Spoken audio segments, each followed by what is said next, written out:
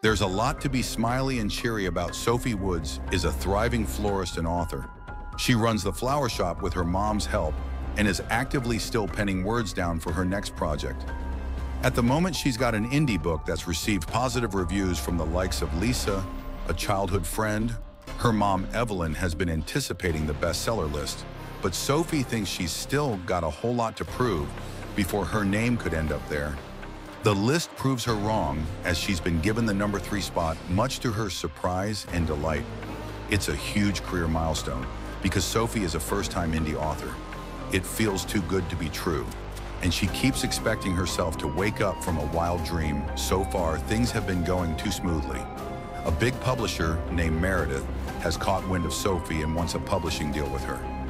Sophie can also look forward to a book tour among numerous interviews to help her with this. Her agent Janice calls in a public speaking coach named Daniel to assist her. But guess what? She turns down his help, opting to handle it herself. Janice explains they'll be handy to each other, but Daniel declines Sophie's offer of editing his work in progress. An eye for an eye, it seems. But is it really worth it?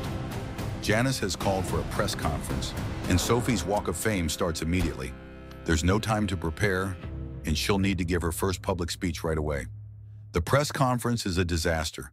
Sophie has stage fright, and it shows through her stutter, and fidgeting Janice steps in to save her from total embarrassment, and then apologizes for springing up the conference without forewarning.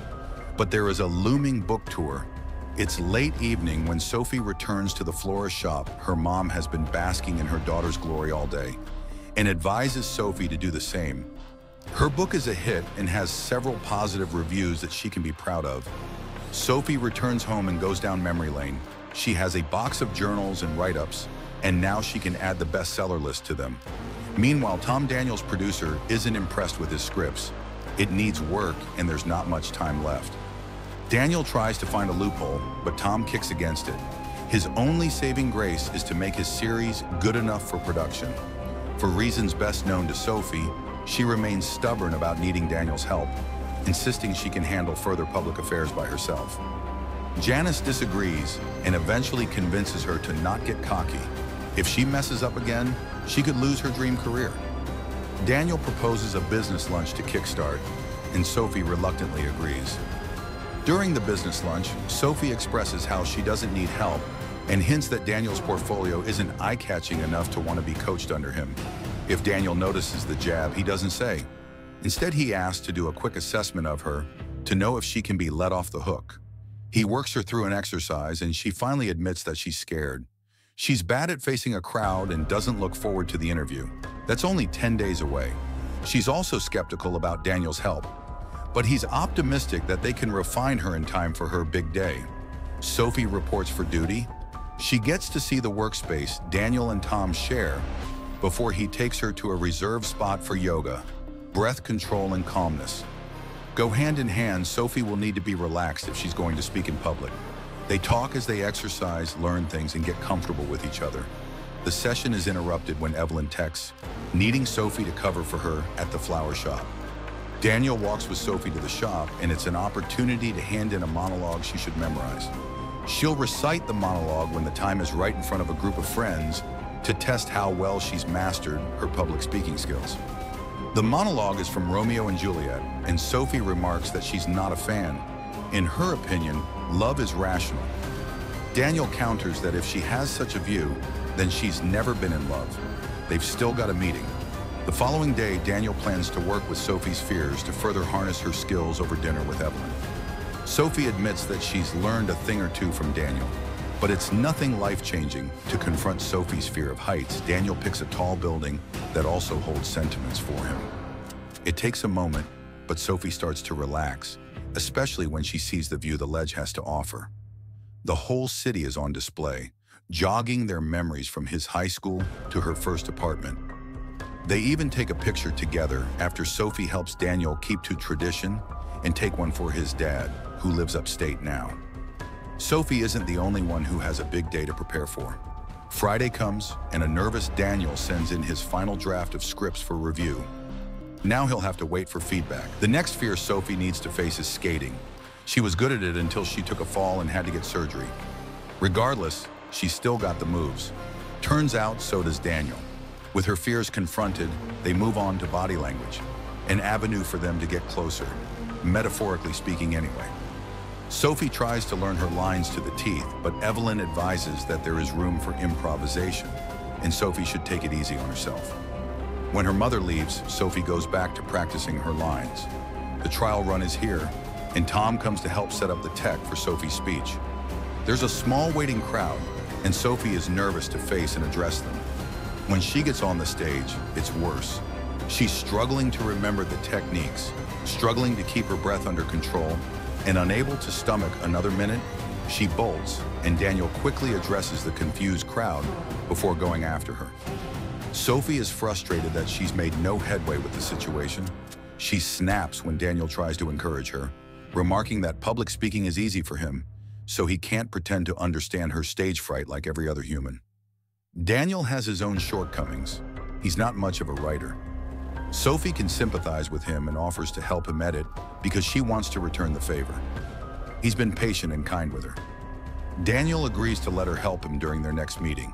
Sophie pinpoints her biggest fear as standing in front of a crowd and being perceived as weak. The phobia started after her dad passed away. She wanted to prove she was okay, but it backfired, and she's still not over how people took pity on her at that moment because she wasn't stronger.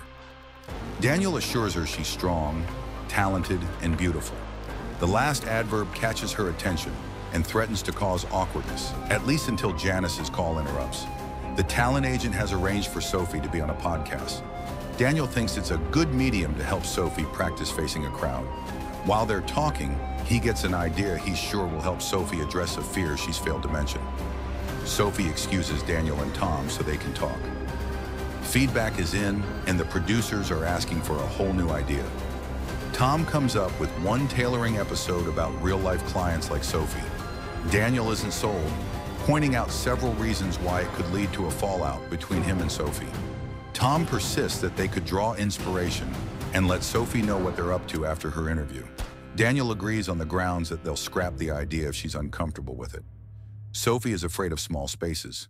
It's the fear she failed to mention to conquer it. Daniel enlists Evelyn's help, and she lends them a closet in the flower shop. They pretend it's a podcast space, and Sophie's worries start to melt away in small spaces full of lovers and too attractive people.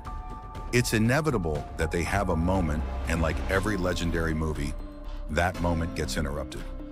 Daniel and Sophie break their gaze the moment Evelyn pulls the door open to ask for a favor.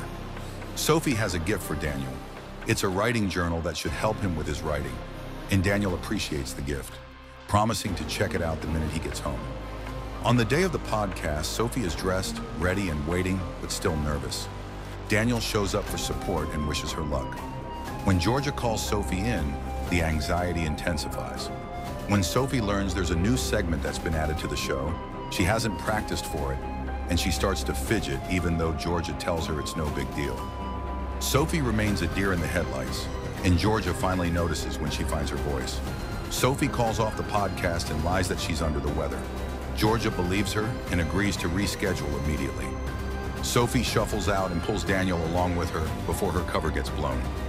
Sophie sulks outside the building, beating herself up about messing up but desperate to get over her issue in time for the next milestone.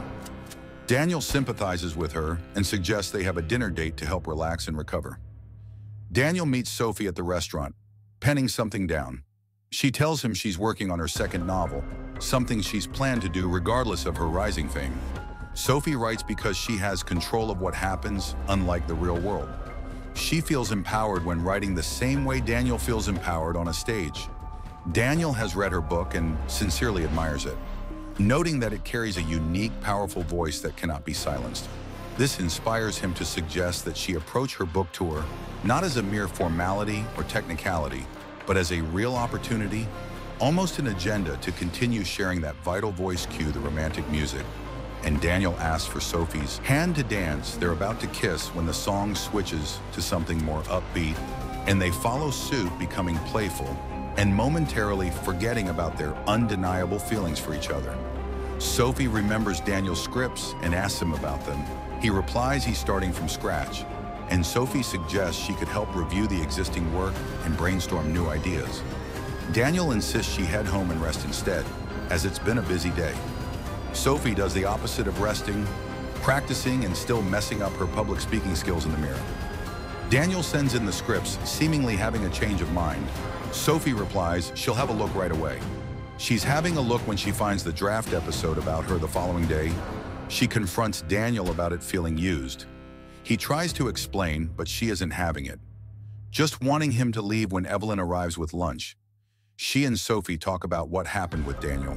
Sophie still questions Daniel's intentions, hurt that he didn't ask her permission to be used in his series. Evelyn suggests that she should give him a listening ear and understand why he did what he did.